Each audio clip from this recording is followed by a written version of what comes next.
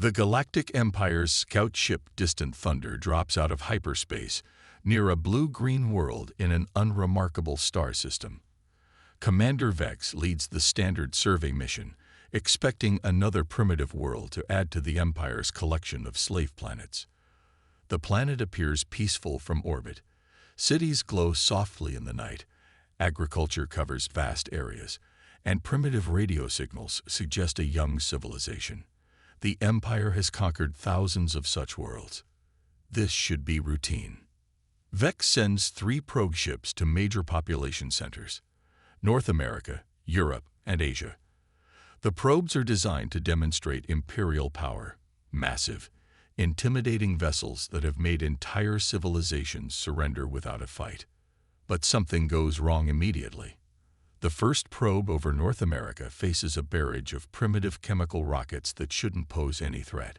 Yet somehow, these crude missiles penetrate the probe's shields. The humans have modified their weapons in real time, adding multiple warheads that explode in sequence, overwhelming the defensive systems. The second probe over Europe encounters fighter aircraft that adapt their attack patterns mid-flight. The pilots coordinate in ways the Empire has never seen, sharing targeting data, executing complex maneuvers as if they've trained for this exact scenario their entire lives. The third probe over Asia disappears entirely. Vex watches in disbelief as the humans use the probe's own energy signature against it, somehow turning their primitive satellites into weapons platforms. Within hours, all 3 probes are destroyed or captured. The Empire has lost more military assets to this primitive world than to any other first contact in centuries.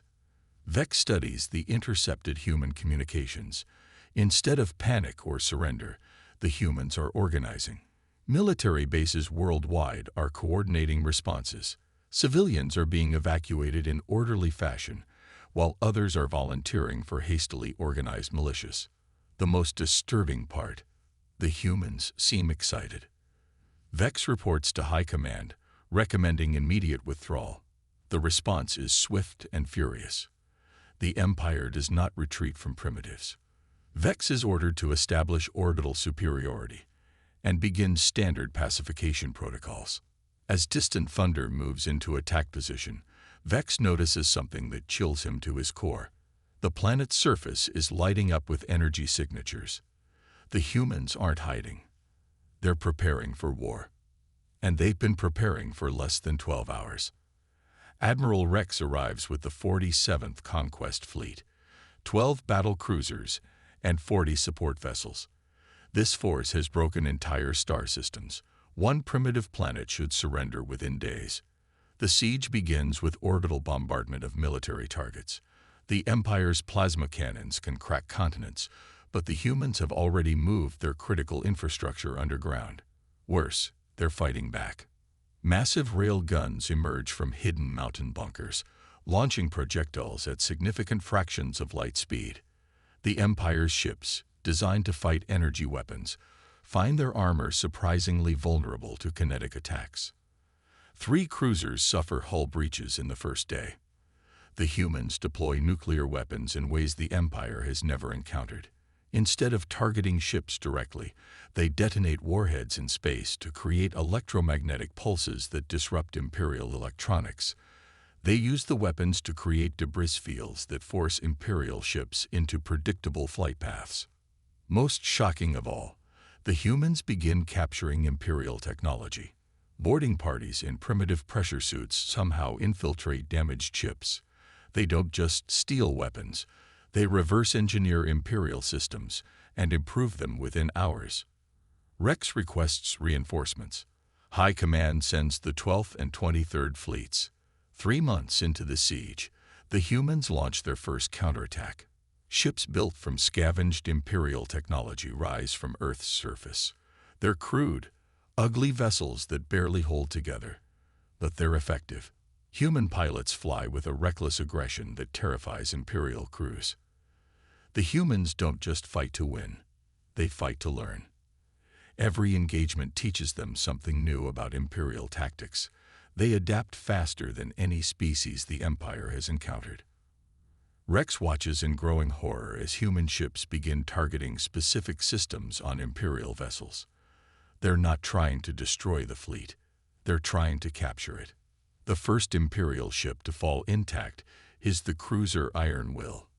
Within days, 3 more human-crewed vessels appear in orbit, built from reverse-engineered Imperial technology, but modified with human innovations. The humans don't fight like any known species. They don't seek to minimize casualties or preserve their civilization. They fight like warfare is their natural state, like they've been waiting their entire species' existence for this moment. Rex realizes the horrible truth. This isn't a conquest anymore. It's a war of survival. And the Empire might be losing. Emperor Kai himself takes command of the Imperial war effort.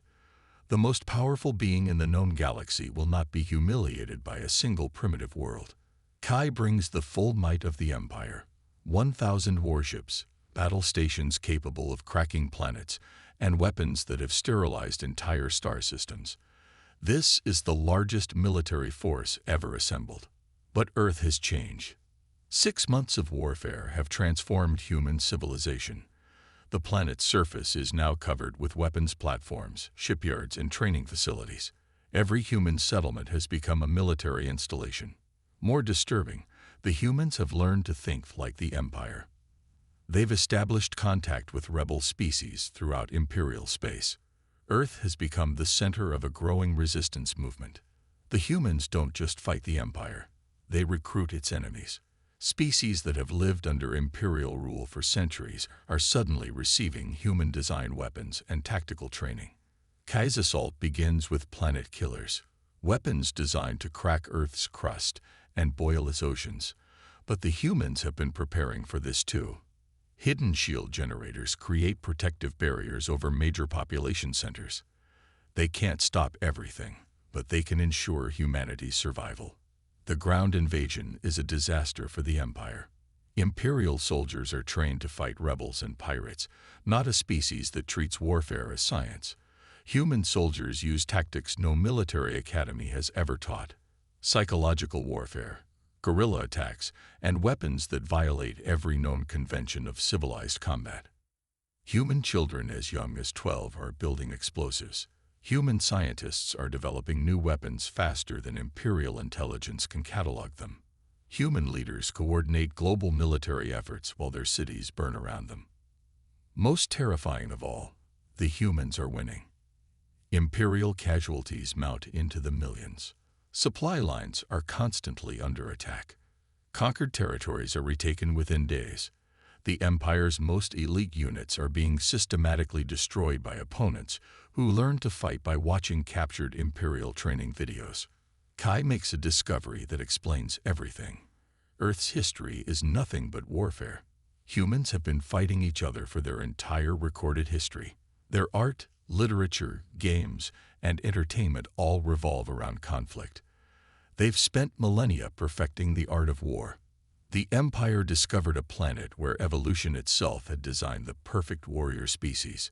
Kai faces a choice no emperor has ever confronted: continue the war and risk the destruction of the Empire, or do something unprecedented. Negotiate. The first peace talks in Imperial history take place aboard a neutral vessel in deep space. Emperor Kai meets with President Lake, Earth's newly elected wartime leader. The negotiations are unlike anything in galactic history. The Empire has never treated with equals, only conquered or been conquered. But the humans have proven they cannot be conquered, and they're too dangerous to leave as enemies. Lake presents terms that shock the Imperial delegation. The Empire will grant independence to any species that requests it. Imperial slavery will be abolished. Conquered worlds will be allowed to govern themselves. In exchange, humanity will share its military innovations with species that choose to remain in the Empire, but only for defensive purposes. Earth will also establish a military academy where other species can learn human tactical doctrine. Kai initially refuses. The Empire has ruled through fear and overwhelming force for 10,000 years. These terms would end Imperial dominance forever. But the alternative is worse. Human-trained rebel fleets are winning battles throughout Imperial space. The Empire's military doctrine, unchanged for millennia, is proving obsolete against opponents who learned warfare from humans. During the negotiations, news arrives that changes everything. A previously unknown enemy has attacked the Empire's outer colonies. The Void Hunters, a machine intelligence from outside the galaxy, have begun systematic extermination of all organic life. Imperial fleets that had spent centuries conquering weaker species are helpless against opponents designed for pure destruction. The Void Hunters don't negotiate, don't take prisoners, and don't show mercy. They simply consume everything in their path. Kai realizes the Empire needs the humans more than the humans need the Empire. Lake's terms suddenly seem reasonable. More than reasonable, they seem necessary. The galaxy needs defenders, not conquerors. It needs species trained in the art of survival warfare. The peace treaty is signed on Earth, in humanity's capital city. For the first time in Imperial history, the Emperor travels to a conquered world as a guest, not a master. The ceremony is broadcast throughout the galaxy. Billions of beings watch as the most powerful empire in history formally recognizes the sovereignty of a single small planet. But the real shock comes with Lake's final announcement. Earth is offering military assistance against the Void Hunters. Human advisors will train Imperial forces in defensive warfare. Human engineers will help design new weapon systems. The species that nearly defeated the Empire is now volunteering to save it. The war that began with conquest has become an alliance born of necessity. 2 years after first contact, the galaxy has transformed.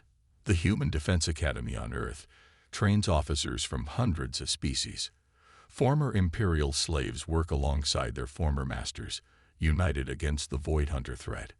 General Stone leads the first joint Human-Imperial fleet against a Void Hunter incursion.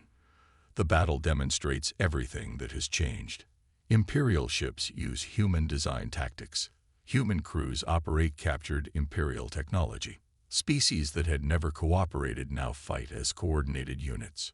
The Void Hunters, designed to overwhelm traditional military forces, find themselves facing opponents who adapt faster than their programming can compensate. Human tactical doctrine, spread throughout the galaxy, proves effective against artificial intelligence that cannot learn as quickly as organic creativity can innovate. The victory of the Kepler system marks a turning point. For the first time since the invasion began, organic forces have not just survived a Void Hunter attack. They've driven the machines back.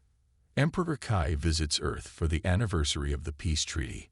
He walks through museums dedicated to human military history, seeing displays of weapons from every era of human warfare. Stone serves as his guide, explaining how each innovation led to the tactics now saving the galaxy. Kai finally understands what the Empire discovered 2 years ago. Earth wasn't just a planet with warriors. It was a world where warfare itself had evolved, where conflict had become an art form refined over millennia. The humans hadn't been preparing for the Empire's arrival. They had been preparing for war itself, against any enemy, for any reason, by any means necessary. The tour ends at a memorial to the humans who died defending other worlds from Void Hunter attacks. Thousands of names of soldiers who sacrificed themselves for species they had never met, on worlds they had never seen. Kai realizes that humanity's greatest weapon was never their tactical skill or technological adaptability. It was their willingness to fight for others, to turn enemies into allies, to see war not as conquest, but as protection. The galaxy now has guardians who understand that the ultimate victory is not defeating your enemies, but making them into friends. As they stand before the memorial, Stone tells Kai something that summarizes everything that has changed. We didn't just teach you how to fight the Void Hunters. We taught you that some things are worth fighting for. The empire that once ruled through fear now protects through strength. The species that nearly destroyed each other have become the galaxy's defenders. And at the center of it all is a small blue world whose greatest export is hope. Earth had indeed been designed for war, but humanity had designed war for peace. The story ends with new students arriving at the Defense Academy.